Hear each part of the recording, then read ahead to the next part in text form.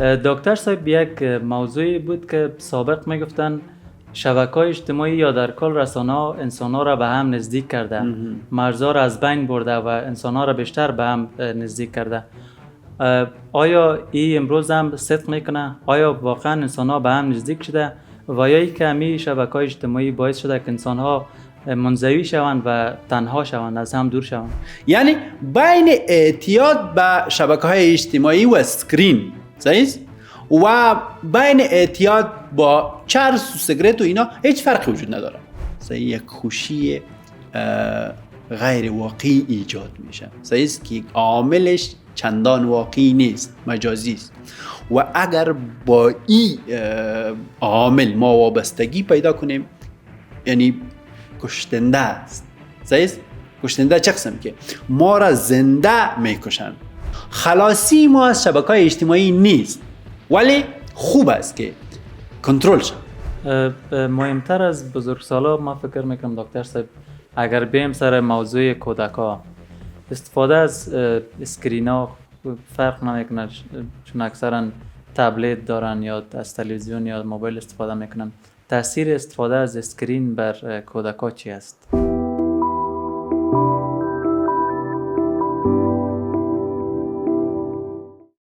بسم الله الرحمن الرحیم. سلام دوستان و همراهان عزیز، خوش آمدید به پادکست نبض زندگی.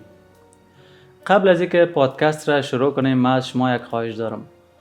شما لطفاً برای 1 دقیقه موبایل های همراهتان در یک جای دورتر از خود بانین و بیاین در یک جای دیگه بشینین.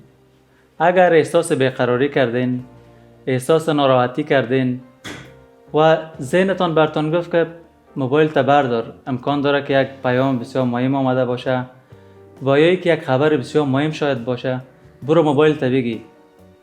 اگر امی احساس بر شما پیدا شد، پس تبریکتان باشه، شما وابسته و گوشی همراهتان هستین.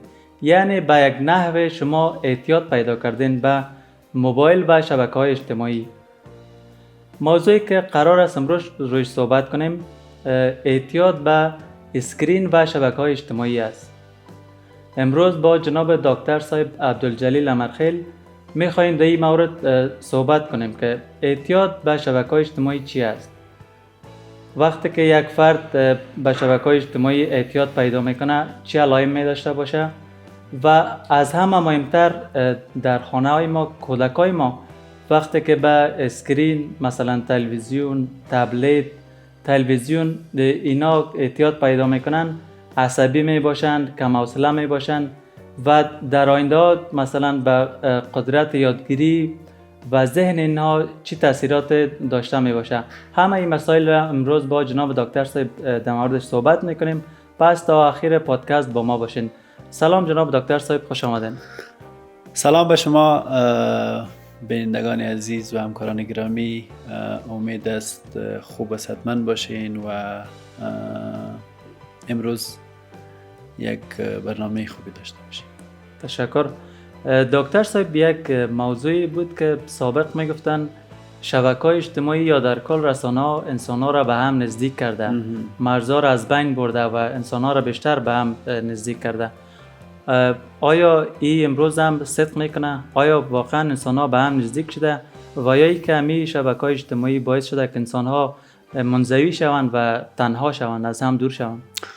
ببینین خب به طور مجازی اگر بگویم مردم با هم نزدیک شدن، ولی ارتباطات اجتماعی عمیق از بین رفتن. صحیح است؟ یعنی وقتی ما از طریق واتساپ، از طریق یک شبکه دیگه با هم در ارتباط هستیم، گپ میزنیم، مسیج میکنیم، صحیح است؟ سطحی است. وقتی با هم میشینیم، این یعنی نوع دیگری است، این عمیق است. عمیق یکی دیگر خود درک میکنیم، همدلی میکنیم، همدردی میکنیم. خب در مسیج همدلی میشه؟ امکان نداره. صحیح است که ما در مسیج همدلی کنیم، همدردی کنیم، درد یکی دیگر خود درک کنیم، یکی دیگر خود درک کنیم، درک بتانیم. صحیح است؟ جالب است. روز گذشته ما یکی از خانواده را داشتیم که بچه‌شان وابسته به تلفن بود و این روابط اجتماعی، گفتار، زبان، همه چیزشان مختل کرده بود، یعنی گپ نمیزد در کل. و این آمد در جلسه 6 گفتن که جالب است استاد، شاید تا 2030 کل ما آتیسم شویم. چه قسم؟ خب در یک مجلس شدیم کلگی در تلفن مصروف هستن، صحیح؟ یکی مسیج میکنن، یکی تیک تاک میبینن، یکی یک شبکه دیگر را میبینن، یکی ریل میبینن. خب ارتباط واقعی وجود نداره، صحیح؟ پس منزوی میشیم کلگی ما. وقتی وابسته شویم منزوی میشیم، صحیح؟ و همو ارتباطات واقعی از بین میره و این باعث از میشه که همدلی از بین بره و همدلی که از بین رفت خود به خودی باعث از میشه که ما خالی نشیم از نظر اجتماعی و باعث بعضی مشکلات روانی شود. پس دکتر صاحب گفته میتونیم که ما مصرف کننده هستیم یا ای که شبکه‌های اجتماعی ما را مصرف میکنه؟ کدامش درست است؟ نه، شبکه‌های اجتماعی ما را مصرف میکنن، صحیح؟ یعنی وقت ما در مثلا به طور به طول مدت زیاد در یک شبکه اجتماعی باشیم، صحیح؟ وقت یعنی گاهی حس میکنیم که سر ما درد گرفته یا به یک نحو خود خالی احساس میکنیم. گاهی اوقات هم این قسم میشه که حالا فکر میکنیم که حالا چی کنیم، صحیح؟ خب ویدیو را دیدی، صحیح؟ پست ها را خواندی، عکس های مختلف آمدن، صحیح؟ خب کلشان دیدی، از دید تیر کردی، خب حالا چی؟ صحیح؟ یعنی به یک نحو انرژی ما را زد، انرژی ما را کمتر ساخت، صحیح؟ باعث ازی شد که ظرفیت تمرکز کمتر شود، صحیح؟ خب ما را مصرف کردن، درست؟ یعنی بین اعتیاد به شبکه‌های اجتماعی و اسکرین، صحیح؟ و بین اعتیاد با چرس و سیگرت و اینا هیچ فرقی وجود نداره. هر دو انرژی ما را میزنه، هر دو ما را از درون میخوره، صحیح؟ هم اسکرین و هم یعنی مواد مخدر. چون اسکرین چی میکنه؟ اسکرین وقتی مثلا معلومات زیادی وارد مغز میشه، خب برای تحلیلش هم باید یک انرژی وجود داشته باشه، صحیح؟ که اگر این انرژی یعنی با چیزای حق و ناق زده شوه، خب ما بی انرژی شدیم و این باعث میشه که تمرکز، توجه، حتی یادگیری و حافظه صدمه ببینه. دکتر صاحب قسمی که شما اشاره کردین، ما بارها اگر خودم مثال بتم به خودم اتفاق افتاده که تمام شبکه‌های اجتماعی را، فیسبوک، واتساپ، اینستاگرام، تیک تاک، تمامش فکر کنین 1 دقیقه پیش چک کردم. موبایل ما یک جای گذاشتم، اما تو که یک چالش به بینندای عزیز اول ماندم، اما بازم ذهن آدم ناخودآگاه میری موبایل آور میگیری و باز مثلا در فیسبوک میری یا در تیک تاک میری بدون از اینکه مؤدب به خودت معلوم باشه. من میخوایم بپرسم که چی مکانیزم در مغز رخ میده که ما همی اعتیاد به شبکه‌های اجتماعی یا به موبایل خود یا به هر نوع اسکرین پیدا کنیم و دیگه علائم کسایی که اعتیاد پیدا میکنن به شبکه‌های اجتماعی کدام علائم است؟ ببینید خب وقتی ما معتاد به اسکرین هستیم، مغز ما منتظر یک چیز جدید هست، صحیح؟ که یک چیز جدید بیایه و پردازش شود، یا هم مثلا یک لایک بیایه، یک کامنت بیایه، یا مثلا یک ستاره بیایه، درست؟ تا مغز دوپامین ترشح کنه و ما خوش شویم، صحیح؟ اینی باعث شده که اینی انتظار باعث شده که ما همیشه وقتی اگه مسیج میایه یا نمیایه، اگه کامنت میایه یا نمیایه، ما چک کنیم، صحیح؟ که این هم گیرنده وقت است و هم گیرنده انرژی، صحیح؟ پس وقتی ما معتاد شبکه اجتماعی یا اسکرین یا کامپیوتر یا یک چیز دیگه هستیم، او وقت ما محدوده نداریم، صحیح؟ به هدف پیش میریم، صحیح؟ و تحت کنترل ما نیست. اگر این سه نشانه داشتن، یکی بی هدف، صحیح؟ یکی تحت کنترل نبودن و یکی هم یعنی بیشتر چک میکردیم، یعنی آدم باید بفهمه که ما معتاد هستیم، صحیح؟ فهمیدین؟ محدوده مثلا روزانه 1 ساعت، هدف به این معنی که یک چیز خاص میپالیم، میخوایم در یک مورد خاص معلومات به دست بیاریم که او چی، یعنی معلومات ما را اضافه کنه یا به تخصص ما اضافه کنه. صحیح است؟ و وقتی مثلا این به هدف باشه، خب اعتیاد به وجود میاد و این باعث از میشه که مثلا به حوصله شویم، تمرکز نتانیم، صحیح است؟ توجه نتانیم و گاهی اوقات هم وقتی یک چیزی را یاد میگیریم یا مثلا به حافظه میتیم، او یعنی چی میشه، بعد از چند دقیقه، بعد از چند ثانیه او را یاد نداریم چی بود. یک چیز را در یک جای گذاشتیم، بعد از مثلا 5 دقیقه نمیفهمیم که کجا گذاشتیم. خب مسئله تمرکز و حافظه شد. صحیح است؟ همچنان گاهی اوقات مضطرب هستیم، خب که حالا در شبکه کدام مسیج جدید آمده، کدام کسی جدید مسیج کرده، کدام کامنت آمده، صحیح؟ مضطرب هستیم، مضطرب به آینده که حالا آمده یا نه آمده. صحیح؟ مغز منتظر است، صحیح؟ که هست یا نیست. درست؟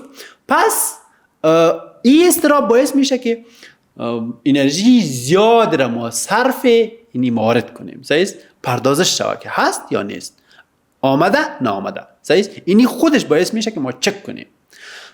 در مواردی که مثلا افسردگی باید به وجود بیاید در او وقت، در او زمان، صحیح؟ یعنی اگر کامنت نامده باشه، اگر مسیج نامده باشه، خب یک خفگانی، یک ناراحتی به ما داده میشه، چون دوپامین ترشح نمیشه. وقتی این ترشح نشد، یک خفگانی به ما داده میشه و اگر این طولانی مدت شوه، باعث افسردگی اساسی میشه. شما دکتر صاحب در مورد دوپامین حرف زدین. ما میخوایم بپرسم که دوپامین اصلا چی است و فلسفه وجودش در بدن ما چی است؟ مثلا در کجا که ما اگر دوپامین مصرف کنیم یا ترشح شود خوب است، مثبت است، و در جایی که مثلا استفاده شبکه‌های اجتماعی گفتین دوپامین مصرف میشه، خب به جای است. میخوایم در مورد دوپامین بفهمیم. دوپامین هورمون خوشی است. وقتی یک عامل خوشی به وجود میآید، این ترشح میشه و باعث از این میشه که بدن احساس راحتی کنه، احساس ریلکس کنن. صحیح؟ وقتی ما مثلا یک کامنت میبینیم، یک مسیج میبینیم که جدیدن آمده و این دفعتا ترشح میشه، صحیح؟ یک خوشی غیر واقعی ایجاد میشه. صحیح است که عاملش چندان واقعی نیست، مجازی است و اگر با این عامل ما وابستگی پیدا کنیم، یعنی کشنده است. صحیح است؟ کشنده چه قسم که ما را زنده میکشن. صحیح است؟ یعنی ما همیشه منتظری هستیم که حالا باید یک چیز مجازی صورت بگیره، یک مورد مجازی صورت بگیره که من خوش شوم، چیزی واقعی نیست. صحیح است؟ این هورمون وقت ترشح میشه که مثلا ما در یک عروسی رقص میکنیم، ورزش میکنیم، صحیح است؟ با خانم خود هستیم، با یک کسی که مثلا زیاد به ما نزدیک است، یک دوستی که زیاد به ما نزدیک است، همراه او حرف میزنیم، همدلی میکنیم، در او اوقاتی ترشح میشه. در غیر از او با چیزی مجازی هم ترشح میشه، مثلا کسی مسیج میکنه، کسی زنگ میزنه که مثلا او دوست قدیمی تا سیست، در وقت هم ترشح میشه. وقتی مثلا ما تشنه هستیم و آب می نوشیم، در این وقت هم ترشح میشه، یک خوشی و یک آرامش به ما میده. مثلا ما گوشت نشیم، نان میخوریم، در این وقت هم ترشح میشه. وقتی یعنی زیاد گوشت باشیم، پشتی باشیم، زیاد ترشح میشه تا ما در جستجوی خوراک به خود باشیم. صحیح؟ در این کل اوقات ترشح میشه. در کل این هورمون به نام هورمون خوشی یاد میکنن که اوقاتی که ما عامل خوشی را میبینیم و را به دست میاریم، این ترشح میشه. یک موضوعی که قبلا دکتر صاحب اشاره کردن بسیار جالب است. اگر در چند سال گذشته را ما فکر کنیم، مثلا یک تلویزیون بود در کل کشور و ما اگر میخواستیم فیلم ببینیم باید یک هفته منتظر میبودیم. بعد امو فیلم مثلا یک فیلم هندی یا امریکایی میبود و را دوبله میکردن. او فیلم از خود یک کارگردان داشت، یک نویسنده داشت و یک داستان داشت، یک هدف در پشتش بود. ما او فیلم میدیدیم، در اخیر فیلم یک پیام میگرفتیم. اما امروزه ویدیوهای کوتاه شما میبینید که اصلا هدف خاص نداره. یک نفر می قدم میزنه، یک نفر می غذا میخوره، یک نفر می رقص میکنه، ولی بازم ذهن ما به مو طرف میره. دال که نه ویدیو هدف داره و نه مصرف کنندهش هدف داره، بازم ذهن ما به مو طرف میره.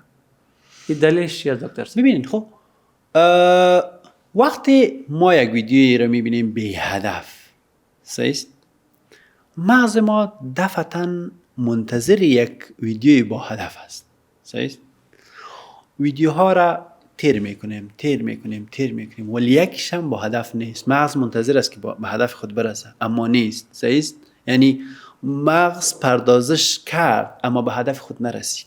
صحیح، به همین خاطر که مثلا مغز منتظر یک چیزی با هدف است و در کل در فضای اجتماعی، در شبکه‌های اجتماعی ویدیوهای بی هدف بسیار کوتاه پست میشن و این باعث از این میشن که خب مغز زیاد، یعنی انرژی زیاد را مصرف یک چیز بی هدف کنند. صحیح، ولی منتظر است. از همین خاطر ما چی میکنیم؟ تیر میکنیم پیش میریم. صحیح، منتظر است که خب حالا باید ما به هدف خود برسم، در حالی که شاید 1 ساعت بعد به هدف خود برسه. صحیح، 2 ساعت بعد به هدف خود برسه. صحیح، خب 2 ساعت بعد که به هدف میرسه چقدر انرژی را مصرف کرده. صحیح، منتظر هست، منتظری است که خب حالا یک چیز جدید باید بیاد. رد و بدل میشه. این که رد و بدل میشه، مغز منتظر یک چیز جدید است.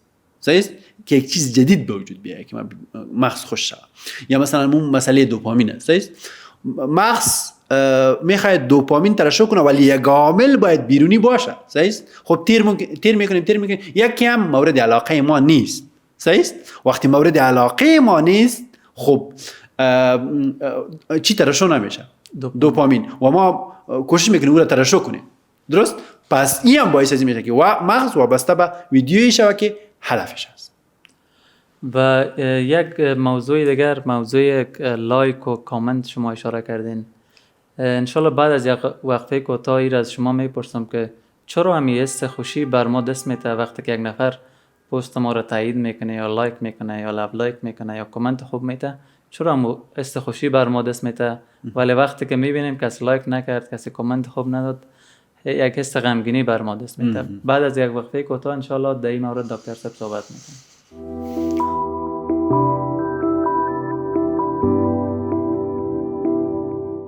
جناب دکتر صاحب، بسیاری ها هستند که اگر یک پست میمانند در شبکه‌های اجتماعی، حالا فرق نمیکنند در هر کدامش، یا استوری میمانند، مثلا یک کس لایک کنه یا لب لایک کنه یا یک کامنت خوب بده برشان، اما یک گست خوشی برشان دست میده. اما اگر کس لایک نکنه، کامنت نده، یک گست غمگینی برشان دست میده. چرا همین حس غمگینی و حس خوشحالی در وجود ما میآید؟ ببین تو وقتی ما در شبکه‌های اجتماعی یک عکس میمانیم، یک استوری میمانیم، یک پست میمانیم و منتظر کامنت هستیم، صحیح، مغز در جستجوی یک خوشی مجازی است. صحیح که یک خوشی مجازی به وجود بیاید تا دوپامین ترشح شود. درست؟ یک عامل مجازی تولید شود تا دوپامین به وجود بیاید و ما ریلکس شویم، احساس ریلکس کنیم. صحیح؟ ما منتظر هستیم، ما بدن منتظر هست. صحیح؟ چون هدفی که ما داریم، هدفی که ما تعیین کردیم، او کامنت است، نه کامنت گرفتن است. صحیح؟ وقتی یک کامنت میگیره خب ما خوش شدیم. صحیح؟ عامل بود، هورمون ترشح شد، خوش شدیم. صحیح؟ وقتی کامنت نباشه خب ما ای که وابسته کامنت و وابسته ویو، وابسته قلب هستیم. صحیح؟ خب وقتی نشه این مثلا نشه خب ما غمگین هستیم، به خاطر که دوپامین ترشح نشد و ما بدن کدام هدفی که از این پست تعیین کرده به او هدف نرسید.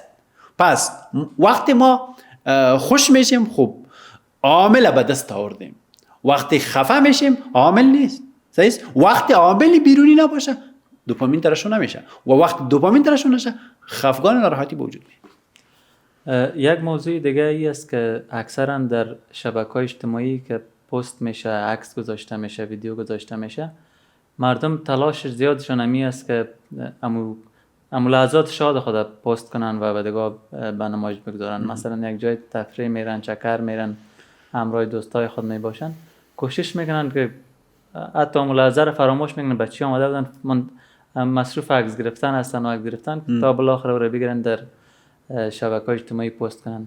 ما میخوایم بپرسیم که ضرر از این به خودمون شخص چی است؟ این کسی که همیشه ملاحظات شادی خود پست میکنه در شبکه‌های اجتماعی. ببینید خب ما در این وضعیت، در یک وضعیت ما یک خلای داریم، صحیح است؟ خلای داریم که او را با پست کردن سلفی، با پست کردن عکس، با پست کردن لحظات واقعی خود خالی میکنیم، صحیح است؟ یعنی تشنه چی هستیم؟ تشنه خوشی هستیم، صحیح است؟ تشنه تحسین هستیم، صحیح است؟ تشنه ازی هستیم که کسی ما را تشویق کنن. امی لایک یک تشویق است، صحیح است؟ امی کامنت یک تشویق است، نه؟ و کسایی این کار را میکنن که معمولا از کودکی تحسین ندیدن، صحیح است؟ و تشنه تحسین است، تقدیر نشده، صحیح؟ همیشه فقط یک چیز دیده که او توهین است در کودکیش و این در ناخودآگاهش هست. حالا در پی است که یک خوشی مجازی را به وجود بیاره، صحیح است؟ که این باعث از این میشه که او وابسته به شبکه ها شود.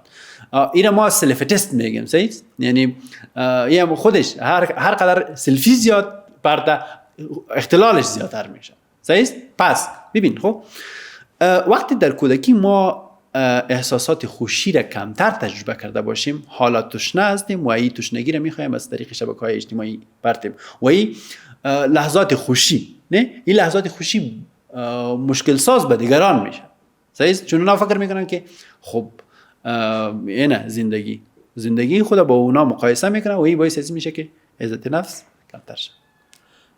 یک بود قضیه کسی بود که خودش می کاره میکرد و یک بود قضیه کسی است که میره میبینه که مثلا دیگه بسیار خوش هستند، عکسای بسیار لوکس میمونن، مثلا تفریح رفتن، رستوران رفتن. این تاثیرش به بیننده چی است؟ کسی که مخاطب است و مو که محتوا رو میبینه. ببین وقتی بیننده امو عکس میبینن او فکر میکنن که زندگی ازی دیگه یعنی مشکل نداره، در حالی که او یک لحظه است، صحیح است؟ کل زندگیش همو قسم نیست، فقط یک لحظه است و این با بیننده مقایسه را به وجود میاره، خود مقایسه میکنه. مثلا در مقایسه یک مقوله است که مثلا طرف مقابل اینه ما اینه، صحیح است؟ یعنی ما پایین او بسیار بالا، صحیح است؟ این باعث از این میشه که خودارزشی از بین بره، احترام به خود از بین بره، از خود ما بد ما بیایه، خودکمبینی پیدا شود و این خودکمبینی مستقیما روی اعتماد به نفس ما تاثیر میگذاره، صحیح است؟ چون وقتی تصویر کلی خوبی از خود نداشتیم خب ظهور مشکل پیدا میکنه. مثلا ما وقتی یک جای ظاهر میشیم، گپ میزنیم، حرف میزنیم، خب تاثیراتش هست، اونجا گپ زدن نمیتونیم چون تصویری خوبی از خود نداریم. معمولا کسی که مثلا تصویری خوبی یا محترم شمردن خوبی از خود نداشته باشه خب حرف زدن نمیتونه، صحیح است؟ یک کار جدید را آغاز کردن نمیتونه، در یک مجلس شیشته نمیتونه، صحیح است؟ با افراد جدید معرفی شده نمیتونه چون تصویرش غلط است از خود، صحیح است؟ نادرست است، صحیح است؟ فکر میکنم ما کم هستم دیگران زیاد. این تعمیم میشه، یعنی او شاید یک لحظه از زندگی باشه، صحیح است؟ ولی در آینده های تعمیم میشه با دیگه ابعاد زندگی هم میره، صحیح؟ فقط یعنی یک بود لحظه ای را در بر نمیگیره، ابعاد دیگر در بر میگه و این باعث میشه که در کل اعتماد به نفس و عزت نفس در کل موقعیت ها کمتر شود. یک موضوع دیگر که موضوع الگوریتم‌های شبکه‌های اجتماعی است که در گذشته تنها تیک تاکی رقم بود که ویدیوهای کوتاه نشر میشد.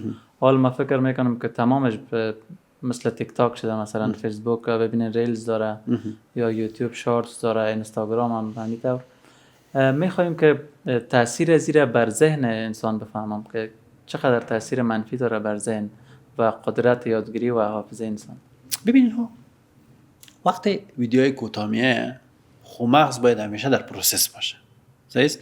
در پروسس کردن صحنه ها، صحیح است؟ صحنه که ما میبینیم او باید پروسس شود در مغز. صحیح؟ خب یک صحنه، 2 صحنه، 100 صحنه، صحیح است؟ کدامش پروسس کنه؟ درست؟ ببین خب مراجع به ما میگه که ما انگلیسی را یاد گرفته نمیتونم. صحیح است؟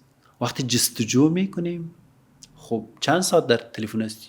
روزانه 5 ساعت، 6 ساعت. خب در 6 ساعت در کدام شبکه هستی؟ خب در تیک تاک هستم، در ریلز هستم، در شارتس یوتیوب هستم. صحیح است؟ خب روزانه چند ویدیو را مثلا میبینی؟ 100 ویدیو را، 1.5 ویدیو را. خوب باید پردازش شود.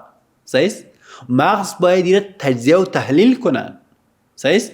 مغز یعنی در عین وقت میتونه که سر یک چیز تمرکز کنن، اما در این اوقات سر 15 چیز، 20 چیز، صحیح است؟ 100 چیز تمرکز میشه. خب باید تمرکز ضعیف شود. صحیح است؟ باید تو یک لغات در 1 ساعت یاد بگیری، در نیم ساعت یاد بگیری، در 10 دقیقه یاد بگیری. صحیح است؟ و یا هیچ یاد نگیری.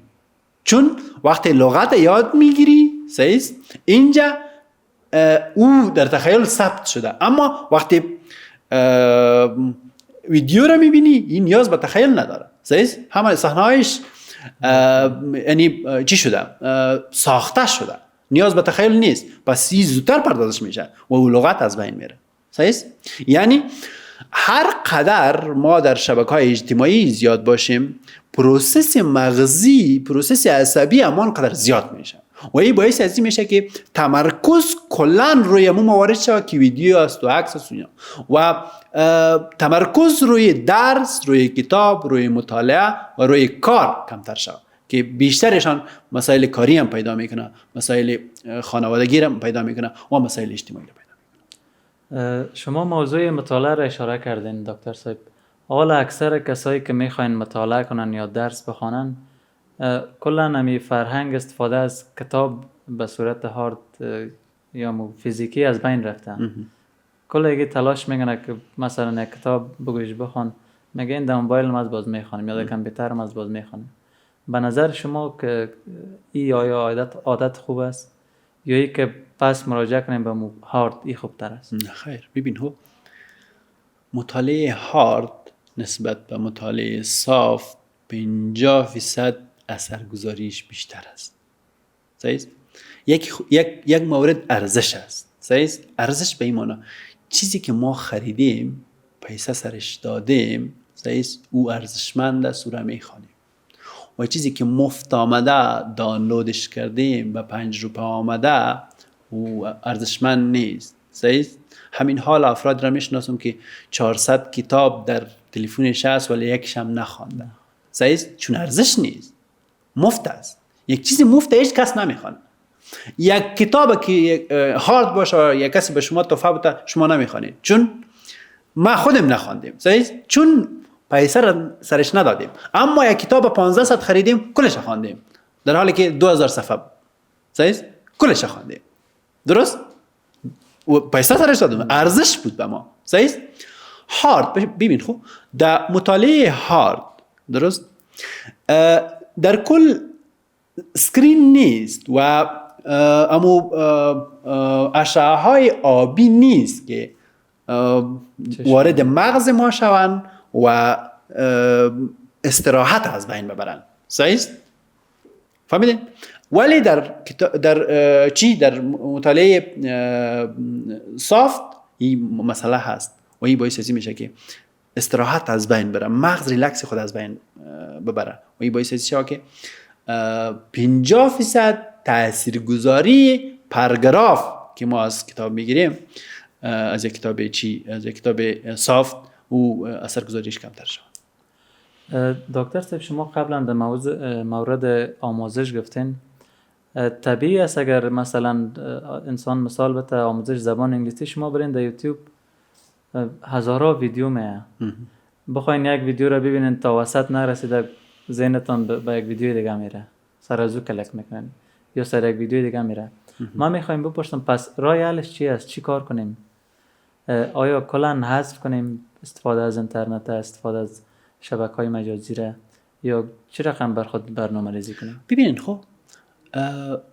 این یعنی استفاده از شبکه‌های اجتماعی نباید حذف شوند چون جزئی از زندگی شده فعلا صحیح است، ولی محدود شوند، با هدف شوند و کنترل شوند صحیح است. یعنی مثلا ما روزانه 2 ساعت از این شبکه‌ها استفاده میکنم، درست؟ فهمیدی؟ با کدام هدف؟ صحیح است؟ به هدفی که مثلا ما 2 ساعت میخوایم مثلا ویدیوهای انگلیسی رو ببینم، درست؟ با هدف شد و کنترل شده، بعدا تلفن میمونم و خواب میکنم، کنترل است، تحت کنترل است. اگه این 3 مورد در استفاده از شبکه‌های اجتماعی یا در استفاده از اسکرین بودن او درست است. و وقتی از کنترل برای او به 5 ساعت و 6 ساعت و 7 ساعت برسه، خب خود به خود باید تمرکز کمتر بسازه. خلاصی ما از شبکه‌های اجتماعی نیست، ولی خوب است که کنترل شد، خوب است با هدف استفاده شد و خوب است که یعنی تحت اداره ما باشه، تحت مدیریت ما باشه.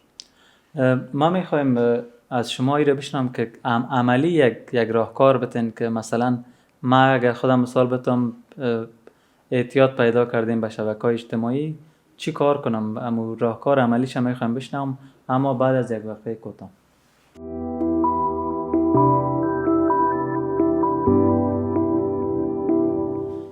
جناب دکتر صاحب، ما میخواستم که یک راهکار عملی اگر شما بگوین که مثلا اگر ما به شبکه‌های اجتماعی یا موبایل یا اسکرین ها اعتیاد دارم، چطور خود از این دور بسازم یا ای که مدیریتش کنم اما حذفش نکنم ولی به حداقل برسانمش و هدفمند استفادهش کنم؟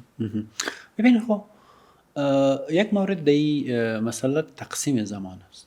صحیح است؟ ما معمولا مطابق تقسیم اوقات پیش نمیریم. صحیح؟ یعنی که صبح یک برنامه داشته باشیم که ما در این ساعت اینی کار میکنم، در این ساعت اینی کار، در این ساعت اینی کار. درست؟ پس به هدف هستیم. از صبح که به هدف هستیم تا شام. صحیح؟ و در این به هدفی باید شبکه اجتماعی وارد شوند. صحیح؟ وارد میدان شوند و تمرکز ما را خراب کنند. صحیح؟ پس ببین خب برنامه که مطابق به تقسیم اوقات باشه و هدفمند باشه کمک کننده است که ما از شبکه‌های اجتماعی دور شویم. شبکه‌های اجتماعی یعنی کمتر استفاده کنیم. مثلا ما صبح وقتی میخیزم، درست؟ چای میخورم، بعد از اون روانه وظیفه میشم. در وظیفه هم کار ما چی است؟ صحیح است؟ خب روزانه کتاب میخوانم، صحیح؟ یعنی چند صفحهش. بعد از اون مثلا به کارایم به کارهای دفتریم میرسم، صحیح است؟ بعد از اون مثلا نماز میخوانم، بعد از اون مثلا میرم چی میکنم؟ مراجعین خودم میبینم، مریضای خودم میبینم و همه قسم پیش میرم. صحیح است؟ خب شبکه‌های اجتماعی محدود شده. صحیح؟ یعنی ما امروز، صحیح؟ ما امروز فقط 2 ساعت بیره مصرف کردیم اینترنت. صحیح؟ پس این نشان دهنده ای است که شبکه اجتماعی را کمتر مصرف بود. صحیح؟ پس برنامه بود، هدف بود. از صبح باید ما هدف خود تعیین کنیم که امروز چی میکنم، در کدام وقت، در کدام دقیقه و در کدام ثانیه. صحیح؟ اگر این تعیین شده بود و متمرکز بر هدف بود، شبکه‌های اجتماعی خود به خود کنترل میشه. صحیح؟ و اگر ما برنامه‌ای نداشتیم، باید شبکه‌های اجتماعی وارد میدان شود و اعتیاد پیدا شود. یک موضوع دیگه که امروزه در اکثر جوامع زیاد شده میره در بین مردم و کمبود خواب است. خوابشان خراب شده. مثلا هر کس پرسان کنی چند بجه خواب میشی، میگه والا تا 1 بجه 2 بجه شب ما بیدار هستم، هیچ خوابم نمیاد. میخوایم بپرسم که چطور استفاده از اسکرین و شبکه‌های اجتماعی خواب ما را خراب میکنه و وقتی که خواب ما خراب میشه چی تأثیری بر ذهن ما داره؟ ببین خب نام هورمون خواب به نام ملاتونین است. ملاتونین وقتی کمتر میشه یا مصرف میشه که اشعه‌های آبی که از تلفن وارد مغز میشن او بیشتر باشن. صحیح؟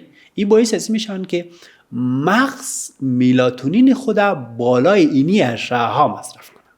صحیح؟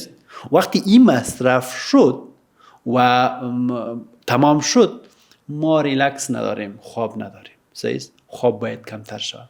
معمولا وقتی مثلا یک کسی به شبکه اجتماعی اعتیاد داره ما توصیه میکنیم، صحیح؟ ما توصیه میکنیم که پیش از خواب باید 2 ساعت پیش تلفن خود در یک جای بگذاره. صحیح؟ تا ملاتونین به وضعیت اصلیش بیه. صحیح؟ فهمیدید؟ و آرام آرام میره کمتر بسازه تا ملاتونین بتانن که وضعیت عادی خود طی کنن. صحیح؟ خب وقتی خواب کمتر شد صحیح ریلکس نیست و ما موارد زندگی روزمره خود پیش بردن نمیتونیم. صحیح؟ شما وقتی خواب یعنی خواب کافی نداشته باشین خب سرتان درد میکنه، تمرکز ندارین، یعنی متمرکز بر کار شده نمیتونین، متمرکز بر مطالعه شده نمیتونیم، پس تمرکز از بین رفت. صحیح؟ چون مغز ریلکس نیست و نیاز به ریلکس دارن. صحیح؟ وقتی ما خواب میشیم مغز ریلکس میشه و انرژی تولید میکنه که فردا در کارهای روزمره ما به کار ما بیایه. صحیح؟ وقتی ریلکس نباشه خب چه قسم انرژی تولید میکنه؟ صحیح؟ و این باعث از این میشه که تمرکز بر هم خورده شه و از بین بره. صحیح؟ و ملاتونین ترشح میشه. مهمتر از بزرگسالا ما فکر میکنم دکتر صاحب اگر بیم سر موضوع کودکا استفاده از اسکرینا فرق نمیکنه، چون اکثرا تبلت دارن یا از تلویزیون یا موبایل استفاده میکنن. تاثیر استفاده از اسکرین بر کودکا چی است؟ ببین خب ما پیشتر براتون گفتم که پدری آمده بود که بچهش از 1.5 سالگی به خاطر اینکه آرام باشن، به خاطر اینکه چیغ نزنن، گریه نکنن، پرخاش نکنن، موبایل داده میشد. صحیح که وارد اون باشه، در یوتیوب ویدیو ببینن، در تیک تاک ویدیو را سعی کنن. صحیح اون منزوی شده بود. خب و اینا خودشان تشخیص آتیسم داده بودن. صحیح که مثلا این آتیسم است که نبود. ما ایرا یک تشخیص دیگه به نام الکترونیک بی بی.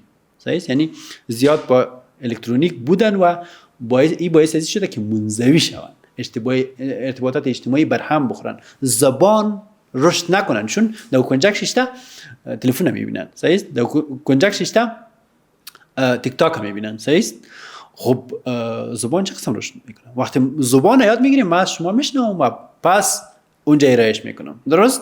ولی وقتی با تلفن باشیم خب چه قسم زبان یاد بگیریم؟ درست؟ پس وقتی از 1.5 سالگی اسکرین شروع میشه این کشتنده زبان کودک است. صحیح؟ یعنی از بین میره، یعنی شاید تا آخر زندگی خود این تاثیر با خود داشته باشه، این اثر با خود داشته باشه که یعنی زبانشان، تلفظشان و همه چیزشان مشکل داشته باشه، چون رشد مغز تا 5 سالگی به بزرگترین قله های خود میرسه، یعنی رشد بسیار بزرگ را طی میکنه. صحیح در این وقت اگر کلمات وارد نشوه بعد از 5 سالگی 50% کاهش میافته، یعنی یادگیری کلمات. صحیح پس ما گفته میتونیم که تاثیر اسکرین، تاثیر موبایل، تاثیر شبکه‌های اجتماعی روی ذهن کودکان عمیق است و باعث از این میشه که اونا روابط اجتماعی خود از دست بده، ارتباطات از دست بده، منزوی شوند و در کل زبان از دست بده. اما برخلاف حرفای شما یک باور غلط ما فکر میکنم در بین خانواده وجود داره. ما بسیار کسا را دیدیم که با خودم حتی توصیه کرده که با کودکای کارتونا را بگیر، مثلا در موبایل یا در تلویزیون، خوب زبان یاد بگیره، که مثلا انگلیسی را یاد بگیره. اما چیزایی که شما گفتین برعکس است. ببینین خب بارهای غلط صحیح باعث شده که افرادی که مثلا آگاهیشان کمتر است اونا صدمه ببینن. صحیح خود ما فکر میکنیم که وقتی با کودک موبایل میتیم صحیح خب او آرام میشه با او یعنی این فایده میرسانیم، ولی ناخواسته ناخواسته صدمه میرسانیم. ما نمیخوایم صدمه برسانیم ولی صدمه میرسانیم. صحیح است؟ وقتی توصیه میشه که با کودک تلفن بگی یا مثلا کارتون بگی یا هو اگر در تلویزیون باشه یا تلفن باشه درست نیست. ببین خب در کل مقوله ای است، مسئله ای است که پیش از 2 سالگی به هیچ وجه نباید کودک اسکرین ببینه. اسکرین یعنی نباید باش روبرو شود. صحیح است؟ و تا 13 سالگی نباید تلفن چی داشته باشه؟ همراه، یعنی که از خودش باشه. یعنی مشارکتی استفاده کنن ولی تلفن خودش نداشته باشه. تلفن شخصی نداشته باشه.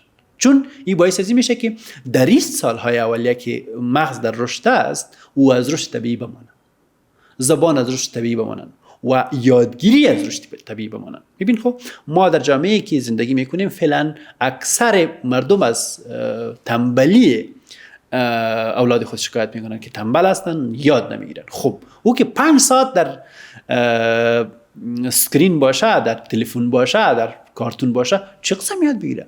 صحیح؟ مغز پردازش نمیتونه و او که مغزش هم در حال رشد است، چه قسم پردازش کنن؟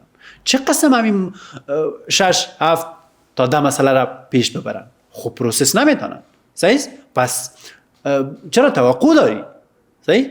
وقتی مثلا 5 ساعت یک کودک در تلفن هست، ما باید توقع یاد گرفتن انگلیسی، یاد گرفتن ریاضی، یاد گرفتن پشتو و زبان از اون نداشته باشیم. صحیح؟ و نمیرم چون مغز ظرفیت نداره. وقتی ظرفیت نداره چه قسم رو پردازش کنه؟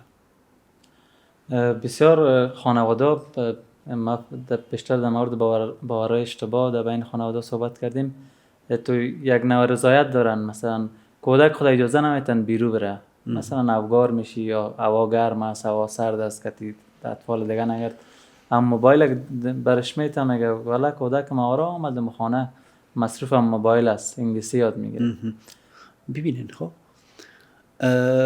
این یعنی باور غلط نیست، باور زننده است. صحیح؟ کودک باید لط بخوره تا دفاع را یاد بگیره. صحیح؟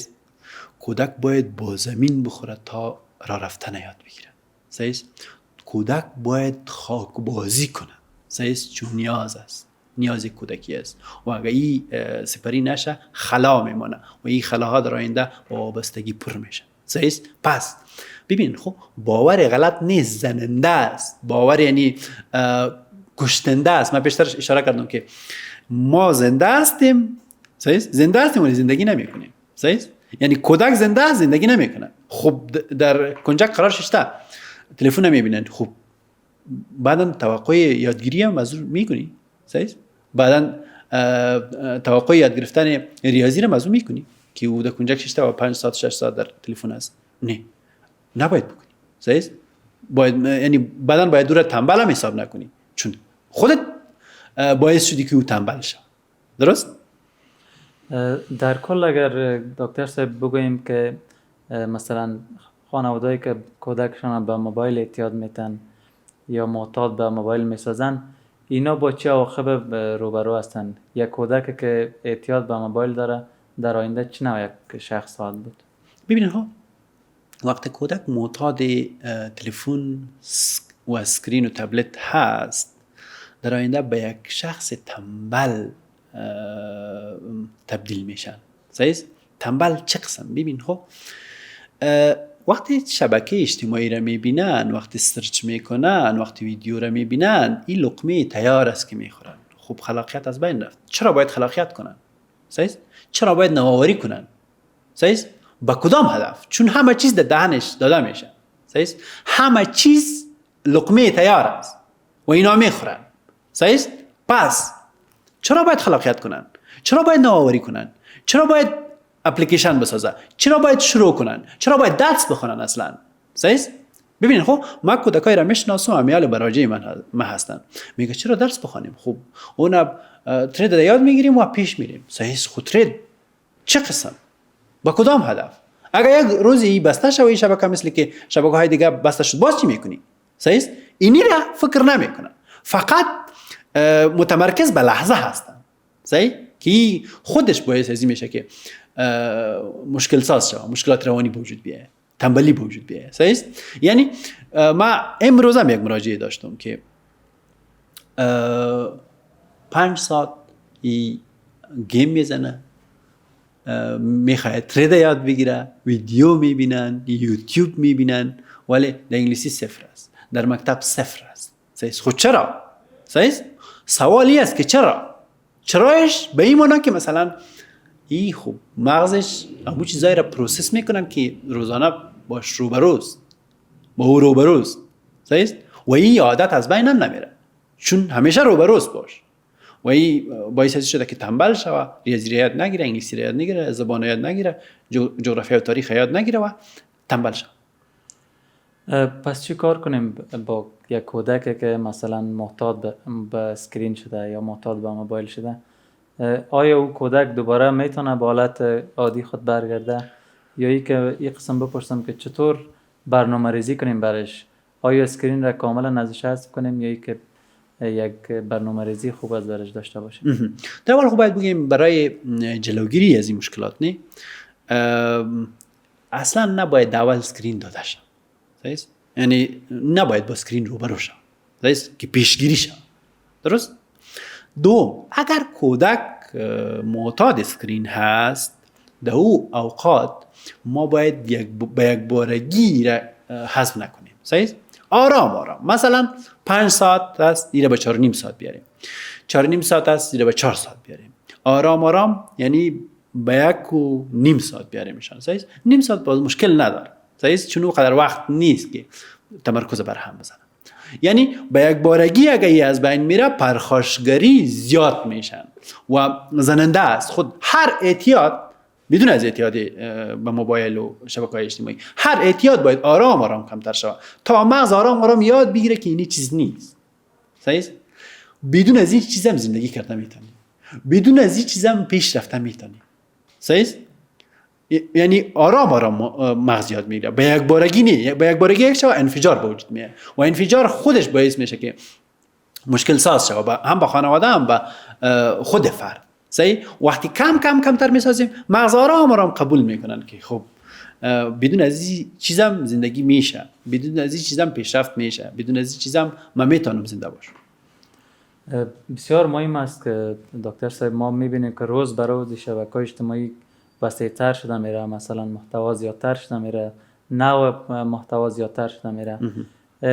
میخوایم بپرسم که آینده یک انسان را که با می حجم از اطلاعات، با می شبکه‌های اجتماعی مواجه است، شما چطور میبینین این بعد از یک وقفه کوتاه انشالله از دکتر صاحب میشنویم؟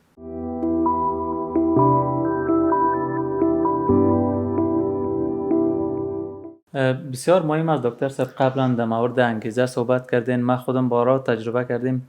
خواستیم مثلا یک کار انجام بدم، گفتیم باش که پیش از پیش یک تحقیق کنم یا جستجو کنم در یوتیوب، رفتیم که را مثلا افراد بسیار به شیوه بسیار خوب انجام داده. ما خودمونم انگیزه بیخی از بین رفته، گفتیم گمش کن مثلا این نفر ببین که چقدر خوبی کار انجام داده. ما میخوایم بپرسم که آینده یک انسانی که با می حجم از اطلاعات، با می ویدیوها، با این محتوا مواجه است، شما چطور میبینین؟ ببین خب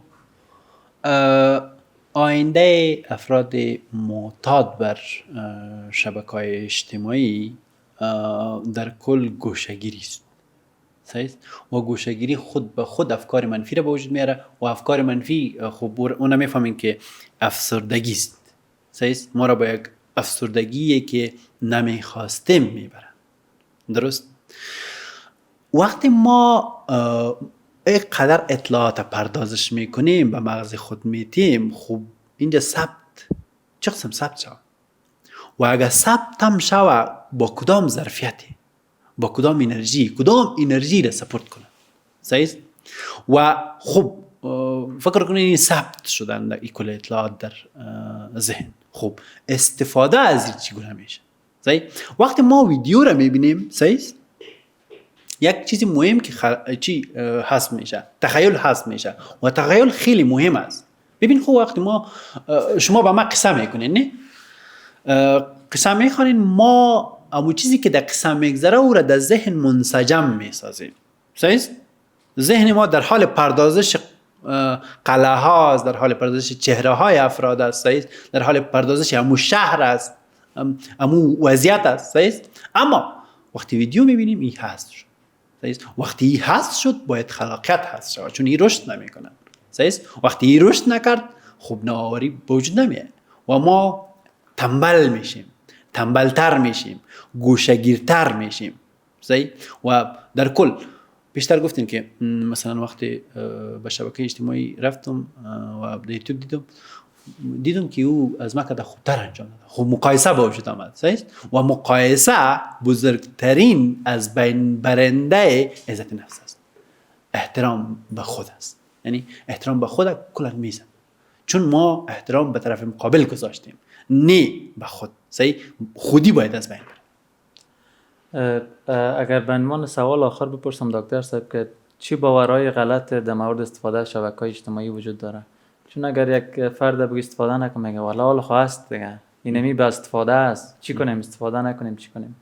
میشه در این مورد بگین چون شما با کودکایی که مثلا به اعتیاد به شبکه‌های اجتماعی مواجه است شما دچار هستین، هر روز به شما مراجعه میکنن. ببین خب این یک چرخه است. خب مثلا پدر و مادر استفاده میکنند و کودک تقلید میکنند، صحیح. خب وقتی شما استفاده میکنین دلیل ندارین که به کودکتان بگوین که این استفاده نکن، صحیح. و یک باور غلط این است که ما کودکای خود با سکرین آرام میسازیم، صحیح. وقتی او چیخ میزنه، وقتی او گریه میکنن، وقتی او نیاز دارن، وقتی او مسئله دارن، مشکل دارن، مریض است حتی، صحیح، مریض جسمی است، ولی ما تلفن وقتی پرشان بتیم خو زیاد متمرکز میشن، صحیح. وقتی زیاد متمرکز شد و چیز نیازی که میخوای او یعنی از یادشان میره، صحیح.